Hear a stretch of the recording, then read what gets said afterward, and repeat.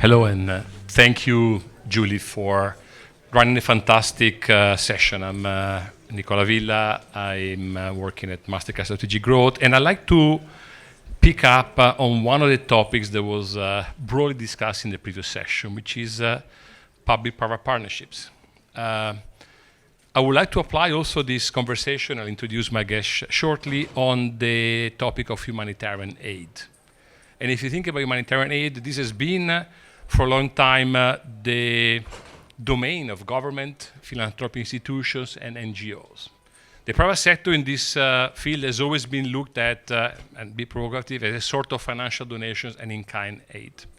But this is starting to change. The private sector stands ready to tackle challenges, to mobilize knowledge, ecosystem, innovation, ingenuity, to basically help solve those challenges and basically to help empower migrants who are the most, I would say, vulnerable element of our society. So to me today is Amy Poe, which is Director General of ION, the International Organization for Migration. You've been in the role for 1 year. Congratulations on this important milestone and welcome to the session. And so let me ask for initial questions. So if you look at the last 12 months, what have been your learnings in this journey? What have you discovered? And what is actually I'm working on? What are your focus areas? In which countries are you starting to launch projects, and how is it going? So it has been a crazy year. I mean, we have, I've visited over 40 countries. We are extremely active as an organization. And I felt first and foremost that our job was to re-energize the organization, because we all know, especially if you open your newspaper, frankly, in any part of the world at any moment in time, you're going to see an article on migration. And often it's not a great article.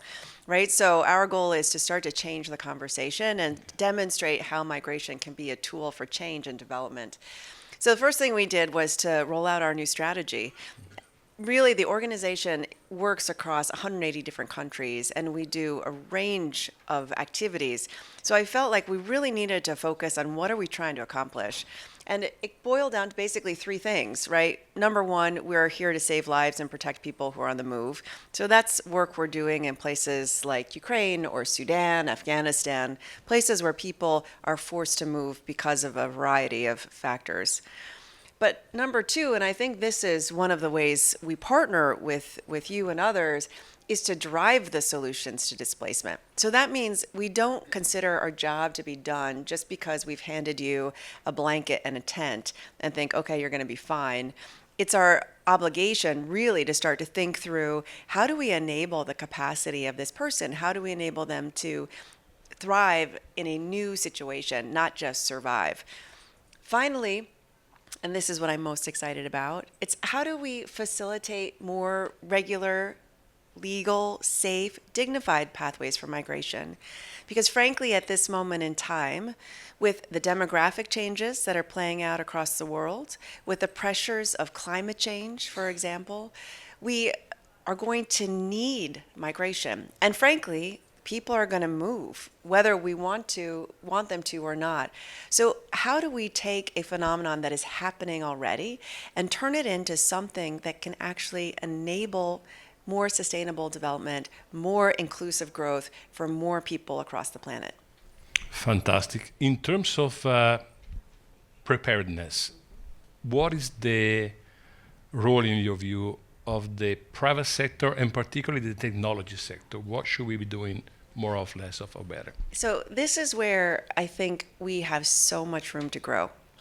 That means that we're not doing as well as we need to now, right? That's diplomatic code. But where I see tremendous potential is leveraging the power of technology and AI to start to forecast communities that are at risk of displacement and to build out interventions earlier in that cycle so that we save more lives and, frankly, we deliver more efficient outcomes. So take climate change, right? Right now, this last year, more people were newly displaced as a result of climate impact, not conflict. That's extraordinary given how many people are being displaced by conflict, right? But what we know that is even more troubling is that hundreds of millions of people live in communities that will be impacted by climate change, that are highly vulnerable to climate change. So we're at an inflection point. Do we wait until hundreds of millions of people are displaced and are at their most desperate point? Or do we use the technology that's available to us to identify communities where we can enable a better outcome? And it ranges. In some cases, it means coming up with better water management practices. In some cases, it means ensuring that people have the skills they need for the jobs of the future. And this is where the private sector comes in, because frankly, the data that you have, the analysis of various markets that you have, the labor trends that you're seeing, we don't traditionally have that kind of information within the UN sector. So that kind of partnership where we learn from what you all do really well can enable us to deliver support to at-risk communities in more efficient ways. Fantastic. Maybe one project that we quickly discussed about last night from a Mastercard perspective, when the Ukrainians a few years ago started to basically leave the country because of the conflict, we worked in Poland on a number of programs, one of which was quite interesting. We wanted to partner with city governments across the country to help refugees understand where they could relocate and either find a job or set up their new job. If I was a baker in Kiev, I want to be a baker in Poland. And so we use geospatial economy data and other sources of data to basically help through an app those people to relocate and basically become immediately embedded and part of the community in which we were starting to be hosted. And this is an example of using data. So what could Mastercard do more of or differently in this space? What would you expect us to do? We're starting to have a conversation about a partnership. No, but that's program. exactly it, right? It's. I think we need a mind shift when it comes to humanitarian assistance. This goes to this transition from just humanitarian into finding solutions to displacement. It means that we're not just asking in the context of a conflict like Ukraine that you marshal as many, pairs of or winter coats or boots or whatever, right, for people who are on the move, is that we start to think about what are the skills and capabilities of these people. How do we first stabilize them? So Mastercard was really important in the Ukraine response because they gave people a card. They gave them sort of effectively a cash card. And so then people can use the resources as they see fit. Now, one of the things I heard early on in the Ukraine response was from an official from Poland who said to me, we just thought that the international community was extremely frustrating. They kept bringing us bottles of water, and we have water in Poland. We didn't need water, right? There were a whole bunch of other things they needed, and the Mastercard example was one way that individuals had the capacity and, frankly, the dignity to make choices to meet their needs. And that's key, right? Again, it's changing this from we're helping those poor people to we're giving people who are in an extremely vulnerable moment in time the capacity to continue to survive and thrive. So that's one example of where the partnership worked really well. Thank you. Do you have any examples beyond, of course, technology and Mastercard? I will say in the broader area of financial inclusion and financial resiliencies. Migrants, immigrants, refugees, in order to build their resiliency from a personal perspective, are looking at actually the financial side. And so any example you've come across which is inspiring beyond what Mastercard does that this audience should be starting to think about? All the time. So one thing I think people completely forget when we're talking about migration is that a migrant, by the definition of their experience, is being exposed to new ways of learning, thinking, new languages, new ways of running a business. And we often lose sight of that new capacity that they've learned when they go back home. And we tend to stop the conversation. Oh, they've gone home now, our job is done. But really, that's where our job really should be beginning, because you have people going back with knowledge that may not have been within the community before. People going back with new skills that may not have been within the community before. One example the situation in Sudan is the worst displacement crisis happening in the world right now. We don't often talk about it, but more than 10 million people have been displaced from their homes. Now, we often stop the conversation there and we think, oh, these really poor people who have been displaced.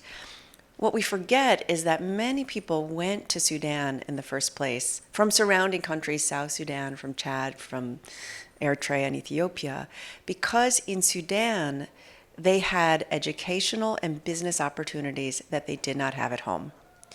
So many spent years working in Sudan, learning, growing their businesses, growing capacity. So when they're coming back to wherever they're going, Chad, South Sudan, I believe our obligation is to then enable them to use those skills to not only support their own personal development and capacity, but to grow in communities that didn't have it before.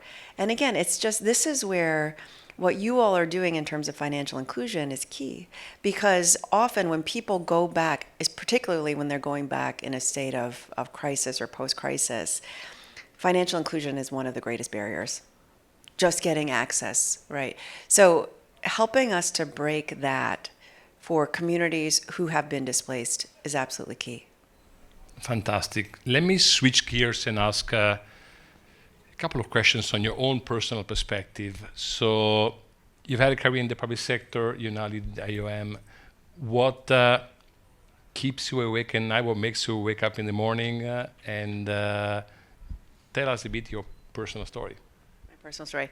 So I started my career as a civil rights prosecutor within the United States. And what I found in that experience was there's, as we know, a long history of civil rights violations in the United States that we are still trying to overcome.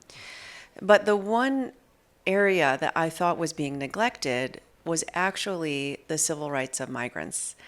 And very conveniently so, because migrants don't vote, right? Migrants, you see in this country today how migrants are very easily scapegoated for everything that's going wrong. Weaponized, right? I mean, literally. And for me, that as a young civil rights prosecutor, it was clear to me that was the space. If I wanted to create a more just and inclusive society, that was the space to work. So when I look now, and having the very, very good fortune of working in an international organization and being able to work across 175 member states, what I realize is that when you lift up from above the border or above what's happening in any one community, and you look globally at the movement of people and some of the challenges we're facing, whether it's climate change or income inequality, that migration actually can be a way to solve these problems. So what keeps me up at night, frankly, is it's not Ukraine or Gaza or Sudan or all the other terrible things that are happening. Those are awful and don't lead to good sleep, for the record. But it's really, are we doing as much as we can in the positions that we have to change the way we approach these issues, to serve more people, to enable more human dignity. And ultimately, what I believe that will mean is greater prosperity and development for more people in the world. And by the way, it doesn't matter if you're sitting in the Netherlands or if you're sitting in South Sudan. If we do this well, then everybody benefits. Fantastic. A point you touched on before is the idea of migration, of course, as an opportunity. So when the migrants go back to their origin countries, they bring knowledge and so on. If you look ahead, what are the positive areas that you come across in your job? So it's, if you look at what are going to be the major challenges for global communities going forward, right? Climate change being the one we're most focused on, I think. You start to see that if we do migration well, we can use migration as a tool to address climate change. So BCG did this report, which I found absolutely mind-blowing, which is that we will not reach the Paris Green Climate goals unless we have migration. And the reason is because just the way the demographics are playing out right now, we do not have the workforce in the communities that are manufacturing solar panels, for example, or otherwise engaged in green technologies. So if we want to enable better mitigation of the warming of the planet, we need migration to be a tool to solve that, right? If we want to enable better or less food insecurity, we need migration to be part of that discussion. If we want to enable the revitalization of aging economies in Italy, for example, or Greece or Portugal, we need migration to be part of the problem or part of the solution. So for me, that is why, I mean, that's what gets me up in the morning, right? It's not the how can we get more shelter or tents to communities in distress. That's the foundational, right? On the hierarchy of needs, right? That's where we all start. But frankly, that's where we've stopped within the humanitarian community for the last 30, 40, 50 years. So my goal is let's now transition to how do we take what we think of as this enormous challenge or problem and how do we actually make it for what it is, which is an opportunity. And there's one fact that always startles people when I say it. But last year, there were $830 billion in remittances that went back to the countries of origin of migrants. $830 billion. That's more than any of our donors give, right? It's more than overseas development assistance. It's more than direct investment. So how do we use that just financial, forget even the skills and the language and the good food, all the stuff that comes from migration. Let's just take the money. Right? How do we leverage that money to get to better outcomes in a more inclusive way?